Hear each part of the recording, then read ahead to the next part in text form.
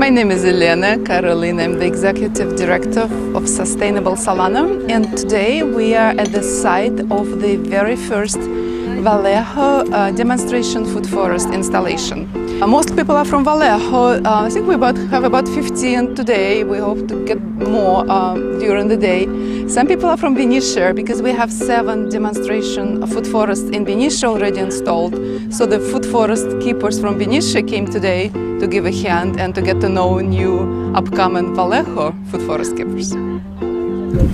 Before we put that first shovel, first time into this land, I want all of us to ground ourselves, feel the soil beneath you. It's about only yourself and your groundedness, but about each other. And be mindful and take care of each other. And then let's take another breath together.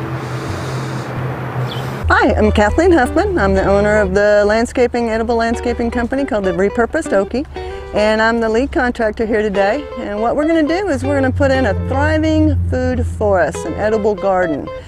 Today we're putting in the basics, standard plants, the main trees. We'll also be digging out all the rain and gutter water retention swales, and then doing a top of a landscaping. We're going to mulch it with cardboard and then top dress it with 3 inches of mulch, and that will abate the grass that's growing there and provide a great bioretention area for the earthworms and all the biocia that comes in and helps the plants grow. So we're going to create an amazing soil garden for the plants. Should be thriving. Within about a year the soil will be turned over completely and we have an amazing garden here. So super exciting. That's perfect right there. I would probably start to level that center section, make this a little bit wider. Go down the hall and right. Down the hall and to the left. You're welcome.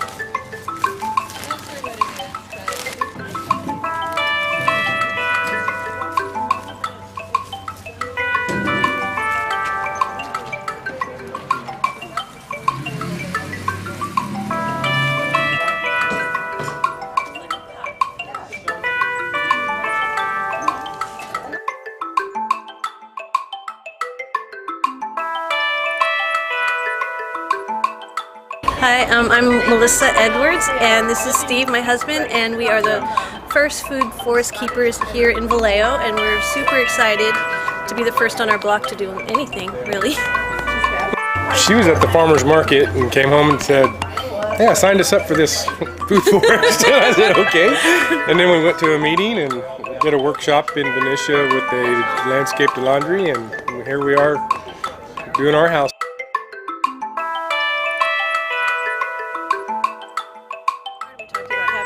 Social place for neighbors, but we didn't know how to do that. So it just seemed like such a perfect fit. We got super excited, and then to fill out the application, we got our kids. We have 4 kids. We got the kids involved, and we all worked together to come up with what we thought would be an awesome experience.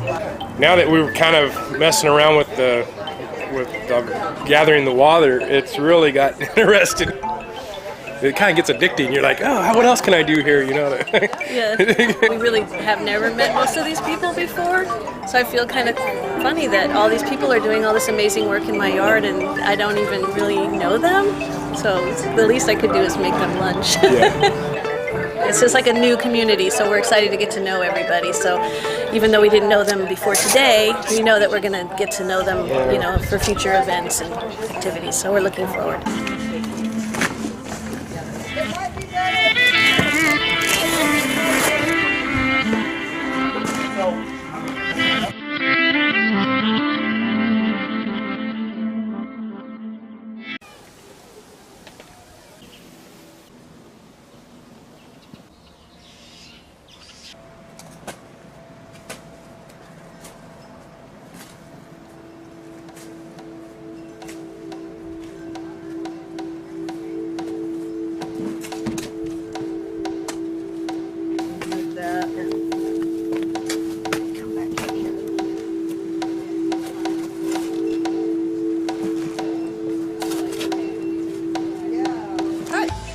right now what we're doing is we are finishing digging out for the trenches for the 1-inch pipe, which will come out from the home and track its way around the outside edge of the flower bed. This gentleman over here is actually digging a mulch basin around the base of the tree, and that's where the water will end up and slowly sink into the ground around the tree. And then it'll follow another trail down to the next 2 trees down at the end. We're only watering the trees today because they're larger and they're more water using, so it gets them the most water right now.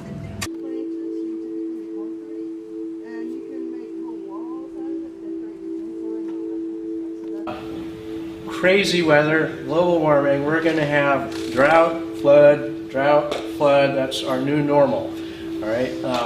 And so, but the big problem here is our population. Another big problem, well, this is just more population. It's crazy how many people are coming here and how quickly. We're looking, you've all seen the hockey puck chart of CO2 levels. You know, you can agree or not disagree with what's causing it, but the place is getting warmer. We've got our snowpack over the time is going down. It was a great year this year, but you know, that's not going to last. And then of course we've got seawater rising as Iceland shelves are melting. The water's going to come up. We're going to have sea level intrusion, right? You start to look here. If it goes up 2 meters, wow, we got some problems. So the other thing is that there's some parts that are sinking because when water's scarce, everyone goes, oh, well, I'm going to just suck it out of my well. And this has happened a lot in California to the point where the land in some places has sunk by over 60 feet. And it's not going to go back up. Once it goes down, it's really hard to recharge these aquifers, especially, you know, down in this area where, you know, they call that the breadbasket, where a lot of our food comes from. So, and yet you see this every day. Really frustrating. And I like to say a lot of these things are not irrigation systems, they're irritation systems. So, have you guys all heard of Brad Lancaster? He's such a fun guy. He's got a series of books, I'll show you a picture of it, but it's the idea that to go from the scarcity mentality to an abundance mentality where we actually get a lot of rain here. We do. It just comes all at once. And the thing is not to have a drainage system, but to have an infiltration system. And if we can change that, it'll go a long way.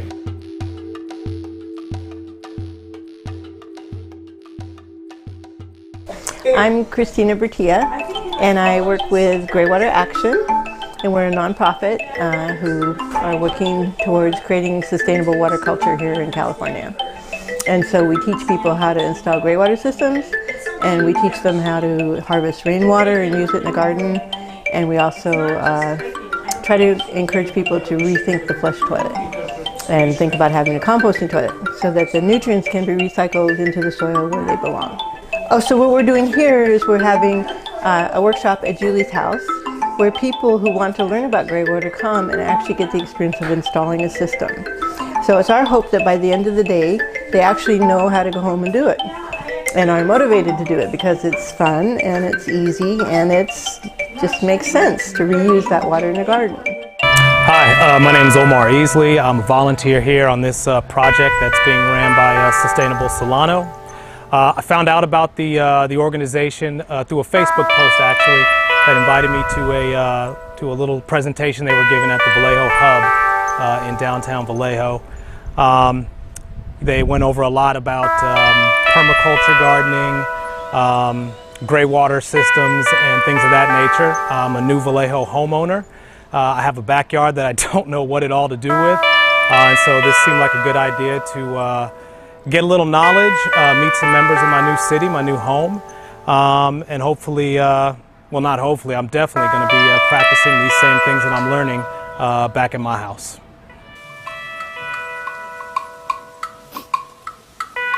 I was very fortunate in that I happened to be standing on the street at the farmer's market and someone came by asking where the hub was. And I said, oh, I'll walk you over, I'm going that way. And it turns out there was a program being given by Sustainable Solano on food forests and edible landscaping. I love to be connected to my neighbors and then the greater community. We need each other.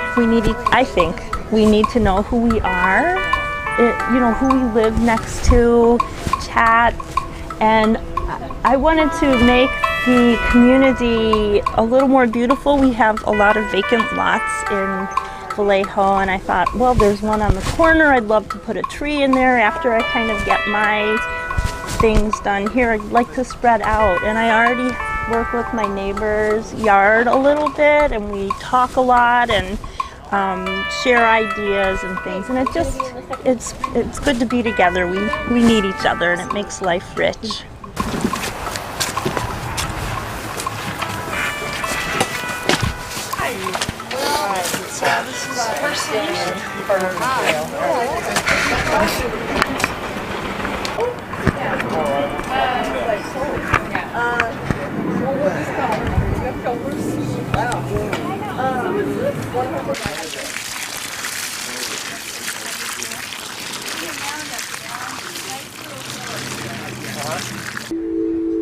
Vision is that these principles of earth care, people care, and fair share, building these beautiful gardens would take hold in our communities, and that people will come and bring it back home to their yards, and then they will stay together to continue developing the gardens and their relationships to each other and to earth.